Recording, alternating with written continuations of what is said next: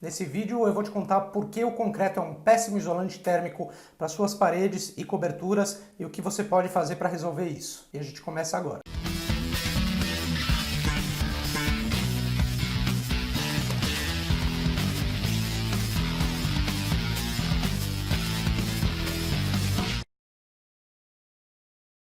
Para você entender o conceito de isolamento térmico, é muito importante que você compreenda o conceito de condutância térmica global. Se você quiser mais detalhes sobre esse assunto, eu estou deixando um link para o vídeo que eu gravei só sobre isso.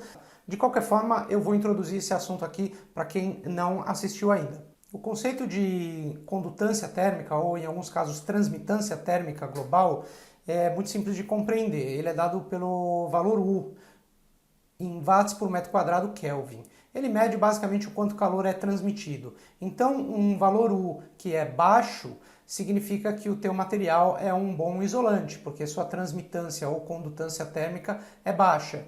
Uma condutância ou transmitância alta, ou seja, um valor U alto, significa que o seu material é um mau isolante. Então, quando você busca elementos que te proporcionam isolamento térmico, você tem que buscar um valor U baixo. Agora, o que é baixo, o que é alto? O que é bom isolante, o que é mau isolante? A gente tem que usar algum referencial de desempenho. Qual referencial a gente pode usar? Por mais flexível e fácil de atender seja a norma de desempenho, principalmente pelo método prescritivo, é o referencial de desempenho que a gente tem aqui no Brasil. Então, para a gente poder classificar como bom e mau isolante, para efeito de comparação, nesse vídeo a gente vai usar a métrica da norma de desempenho NBR 15575 pelo método prescritivo. A partir desses níveis de isolamento térmico é que eu vou fazer a avaliação do vídeo de hoje sobre várias espessuras de concreto e como que a gente consegue ir melhorando esse desempenho térmico das fachadas. Como vocês vão ver ao longo do vídeo, mesmo que a gente cresça bastante a espessura do concreto, você vai perceber que o nível de isolamento térmico ainda não atinge os níveis exigidos pela norma de desempenho e é necessário que você coloque um material adicional para que o teu concreto atenda a requisitos mínimos de isolamento térmico. Isso vale para coberturas e fachadas também. Eu vou te mostrar agora uma tabela que mostra os requisitos mínimos de transmitância térmica de paredes, conforme exigido pela norma de desempenho NBR 15575. Para as zonas 1 e 2, a norma exige que o valor U seja menor ou igual a 2,5. Isso significa um isolamento térmico bastante alto. No vídeo de hoje nós vamos nos focar nas zonas bioclimáticas de 3 a 8, porque elas compõem a maior parte do território brasileiro e elas contêm uma subdivisão muito interessante que eu quero mostrar aqui para vocês. Paredes de cores claras precisam ter menos desempenho térmico, menos isolamento térmico, ou seja, o valor U é mais alto. O valor U para paredes de absortância menor ou igual a 60% é de 3,7. Quando essa parede se torna mais escura, com absortância superior a 60%, o nível de isolamento que a norma te pede é maior, ou seja, o valor U é menor, a transmitância é menor, é 2,5 ou menos do que isso, justamente porque para cores escuras essa parede vai acumular mais calor e vai transmitir mais para o interior do edifício, por isso que é importante você ter um isolamento térmico mais robusto. Condutância e transmitância para esse vídeo eu estou chamando da mesma coisa. Tem autores que vão usar condutância, tem autores que vão usar transmitância. Então o R, ou a resistência térmica, é o inverso da transmitância térmica, ou seja, quanto mais ele transmite, menos ele resiste à transferência de calor por condução. A resistência, para você calcular, a gente tem que saber dois fatores aqui. Primeiro, a espessura do material. Então, quanto mais espesso é um material, um sistema de fachada, maior vai ser a resistência térmica dele. E o outro conceito é a condutividade. A condutividade é uma propriedade específica do material e depende, entre outras coisas, da densidade deste material. Então, se você dividir a espessura em metros pela condutividade, você vai ter a resistência térmica desse material. Aí você inverte 1 sobre R, você tem o valor U. Para você calcular a resistência total da sua parede, O que você tem que fazer é somar as diversas resistências térmicas de uma composição de parede. No caso de uma parede simples de concreto maciço, que é o que a gente vai mostrar aqui hoje, a conta é muito simples, porque você só tem uma camada de material, que é o concreto, mas você tem dois outros índices de resistência que você precisa levar em consideração, que são as resistências superficiais, que são números relativamente baixos, que são dados conforme a exposição da sua face em relação ao ambiente externo e a ventos predominantes. Geralmente a resistência de superfície externa é menor porque você tem mais vento acontecendo ali e esse vento, esse ar em movimento, ele remove um pouco da resistência superficial, diminuindo então o potencial dessa superfície de resistir à transferência de calor. Então a gente tem para uma parede de concreto a soma da resistência superficial externa com a resistência do concreto mais a resistência superficial interna. Se a gente pegar uma placa de concreto, vamos supor que você tem uma fachada de concreto maciço de 10 centímetros, vamos fazer uma conta básica usando agora um concreto com condutividade de 1,75, que é uma condutividade de um concreto densidade de 2.400 kg por metro cúbico. A gente vai fazer uma soma básica aqui. Então vamos dividir a espessura pela condutividade. Nós temos aqui uma resistência térmica de 0,057. Se a gente soma então com as resistências externas e interna, a gente tem uma resistência total de 0,167, isso equivale a um valor U de 5,9. Se a gente voltar lá na tabela da norma de desempenho, nem com cores claras, nem com cores escuras você consegue cumprir com esse requisito, ou seja, o nível de transmitância térmica é muito alto e, portanto, o isolamento térmico da tua parede é muito baixo. Você precisaria aumentar o isolamento térmico dessa parede. E muitos dos meus clientes me perguntam, vamos aumentar a espessura? E se eu aumentar 2, 3, 5 centímetros a espessura da parede de concreto? Será que eu não consigo melhorar o desempenho? A resposta é sempre não.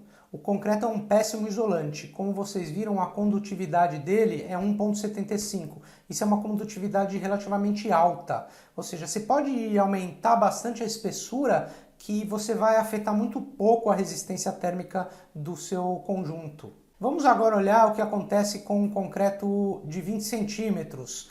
Então nós temos aqui novamente o 20 centímetros dividido por 175. Nós temos aqui o resultado da resistência térmica do concreto. Somando com as resistências de superfície, nós temos a resistência total da parede e transformando no valor U, nós temos um valor U de 4,4. Isso também não atende aos requisitos mínimos da norma, repetindo.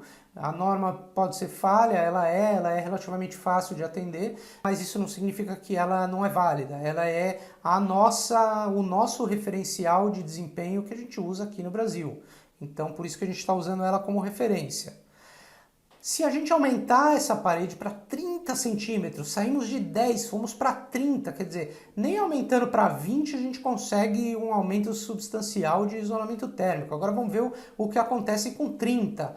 Com 30, nós chegamos a uma transmitância térmica global de 3,5.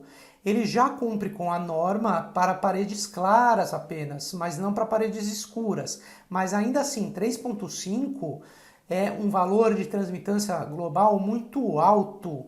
Isso significa que se você tiver uma parede de concreto exposta à face oeste, por exemplo, ou mesmo à norte, você vai ter tanto calor sendo absorvido por essa parede e transmitido por condução para dentro que esse espaço vai esquentar muito.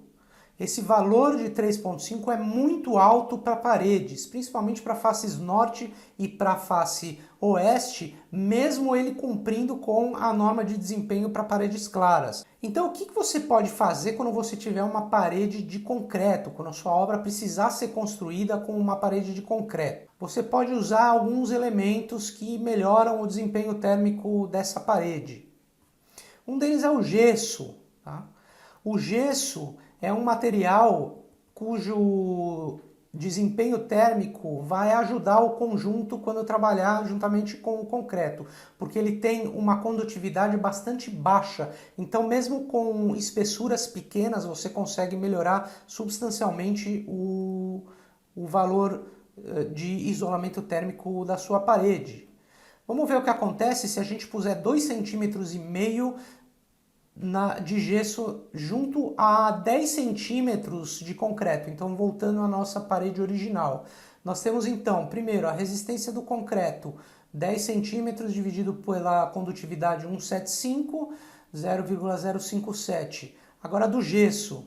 Veja como a condutividade do gesso é muito mais baixa do que a do concreto, é 0,25.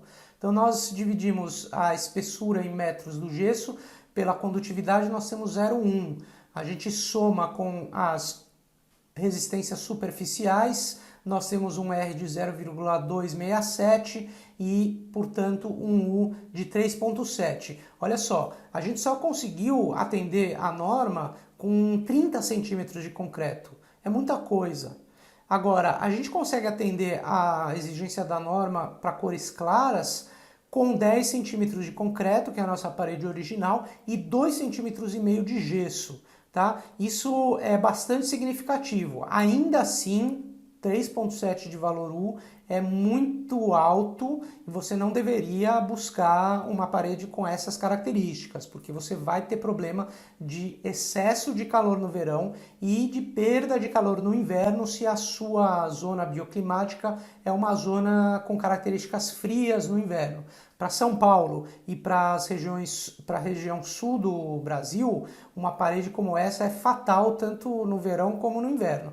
Agora, se a gente olhar principalmente para Nordeste e Norte ou Rio de Janeiro, isso daí, você construir com uma parede com essas características, é fato de que você vai sofrer com o calor no verão. E não só no verão nessas regiões, né? O ano todo. Outro problema de colocar o gesso é que você só pode colocar ele do lado de dentro. Por que não é tão aconselhável colocar do lado de dentro? Porque o concreto, apesar de ser um péssimo isolante, ele tem uma característica que torna ele muito interessante para boa parte do nosso clima, que é a inércia térmica. A inércia térmica é uma característica do concreto que faz com que ele absorva o calor que está dentro do ambiente e armazene boa parte desse calor na sua estrutura, na sua composição. Isso faz com que ele retire calor do ambiente e as temperaturas internas baixem. É por isso que quando você está numa casa feita em concreto aparente, ela acaba sendo mais fresca. Então, para tirar proveito da inércia térmica, o concreto tem que ficar exposto ao ar interno. Quando você coloca um gesso, você mata essa propriedade do concreto. Infelizmente, esse tipo de parede acaba passando na norma, o que passa para o mercado uma falsa impressão de que esse tipo de parede é termicamente adequado. O que mais dá para a gente fazer para usar uma parede de concreto e conseguir tirar proveito também das propriedades de inércia térmica dele? A gente pode colocar uma placa de isopor.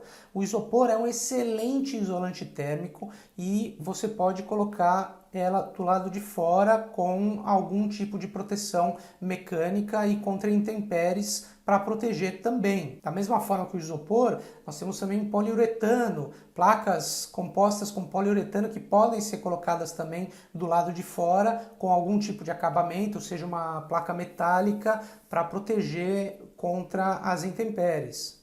Nós vamos falar especificamente aqui do EPS, que é o isopor. Vamos ver o que acontece quando a gente tem a nossa placa de 10 centímetros de concreto com 1 centímetro de isopor.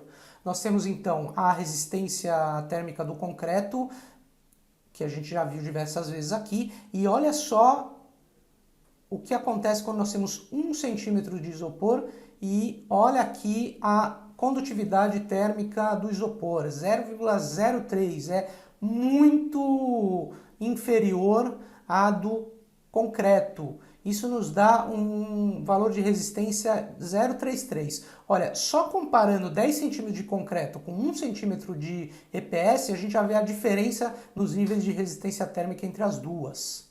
Agora, no final das contas a gente vai ter um valor U de 2. Esse valor U não só cumpre com os dois requisitos da norma, tanto para cores claras quanto para cores escuras, como também é um nível que já é considerado bastante adequado e bom para isolamento térmico. Obviamente você consegue melhorar isso ainda mais, mas é óbvio que você tem que tomar cuidado para não exagerar no isolamento térmico, porque senão esse calor não consegue mais escapar da sua casa. Então essas são algumas estratégias que você pode usar para a parede. Vamos falar agora de coberturas. A norma também pede o desempenho mínimo para coberturas e nós vamos novamente usar os requisitos da norma como balizador de desempenho. Repetindo que a norma não é parâmetro ideal para desempenho térmico de paredes e coberturas. Ela é apenas um referencial de desempenho que nós estamos usando para fazer as comparações entre opções aqui. Vamos pegar uma laje de concreto maciço exposto ao ambiente externo. Nós temos aqui, dependendo da densidade do concreto, essa laje de 10 centímetros pode ter o seu valor de condutância térmica variando entre 3,7 a 4,2. A tabela 5 da norma de desempenho mostra aqui, vamos usar novamente zona 3 a 6, mas você poderia usar outras também. Eu vou usar aqui que eu sou de São Paulo, estamos na zona 3 aqui. Nós temos para cores claras, a absortância menor do que 0,6, nós temos um valor U necessário aqui de menor ou igual a 2,3. Você vê que para cobertura ele já pede, mesmo para cores claras, ele pede um valor U mais baixo, ou seja, mais isolamento térmico do que ele pede para paredes. Isso se dá porque a cobertura é a maior superfície que pega insolação ao longo do ano todo. Então ela vai trazer muita radiação e muito calor para esse espaço. No caso de paredes escuras com absortância maior do que 60%, a norma pede um valor U menor ou igual a 1,5. Isso é bastante baixo, isso é um nível de isolamento bastante bom. O que acontece quando nós temos uma câmara de ar e uma telha cerâmica? Lembrando, a câmara de ar também é responsável por aumentar a resistência térmica do teu conjunto, porque quando o ar fica fechado encapsulado, ele também é um bom isolante térmico. E as telhas cerâmicas também têm propriedades de isolamento térmico boas. O problema é que elas são muito finas.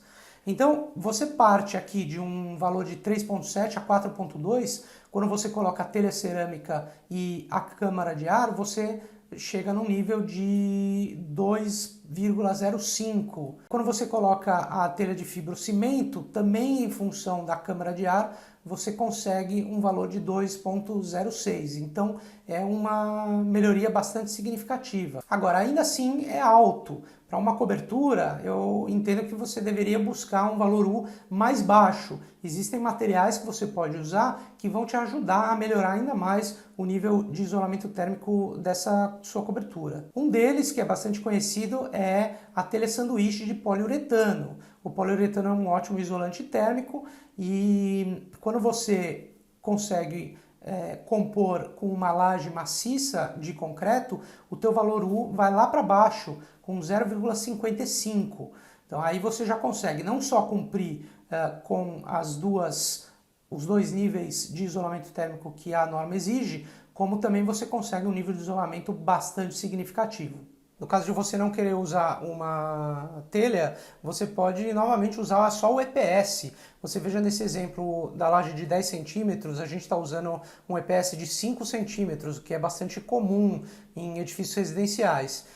O valor U cai para 0,5, o que é um valor bastante bom do ponto de vista de isolamento térmico. Não só ele cumpre com os dois requisitos da norma, tanto para cores claras quanto para cores escuras, quanto ele te proporciona um nível de isolamento térmico bastante bom. Eu vou deixar aqui embaixo na descrição do vídeo um link para um caderno que foi publicado pelo Procel Edifica, contendo o nível de condutância térmica e de capacidade térmica de uma série de materiais típicos da construção brasileira e que foi esse referencial que eu utilizei para apresentar os níveis de desempenho térmico dos materiais que eu apresentei aqui. Se esse conteúdo foi valioso para você, e você também acha que conhecimentos em conforto ambiental e sustentabilidade são requisitos básicos para qualquer arquiteto e engenheiro nos dias atuais, inscreva-se no canal e ative as notificações para você não perder nada. Toda terça-feira tem um vídeo novo aqui.